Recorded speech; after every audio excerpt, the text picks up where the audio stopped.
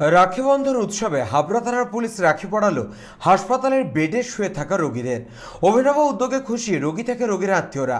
একদিকে যখন তিলোত্তমার বিচার চেয়ে রাজপথ বিক্ষোভে সামিল ডাক্তার থেকে নার্স সহ সাধারণ মানুষ, তাদের একটাই বক্তব্য, আমরা বিচার চাই।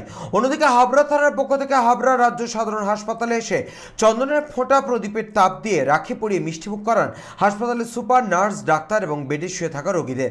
এছাড়াও পাশে থাকার আশ্বাস দিলেন হাবড়া থানার আইসি অনুপম চক্রবর্তী। পাশাপাশি দেখা গেল ডাক্তার এবং নার্স রাখি পরিয়ে দিলেন পুলিশ কর্মীদের। এই অভিনব উদ্যোগে খুশি রোগী থেকে ডাক্তার, নার্স সকলেই।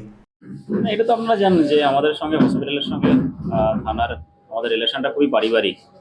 আমরা একটা পরিবারের মতো সবকিছু আমরা ভাগাভাগি করে নিই, উদযাপন করি।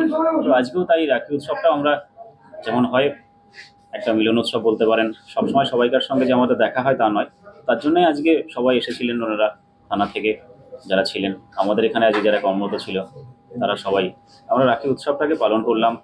একে অপরের সঙ্গে একটা এই উৎসবকে কেন্দ্র করে দেখা হলো, কথা হলো, আমাদের কে কেমন আছি তার আদান প্রদান হলো। সেটাই সবাই আমরা খুব কেমন লাগে। খুব ভালো লেগেছে। অসুস্থ অবস্থায় শুয়ে থেকে বেডে রাখি পরাতে পারলাম, খুব ভালো লেগেছে তার জন্য।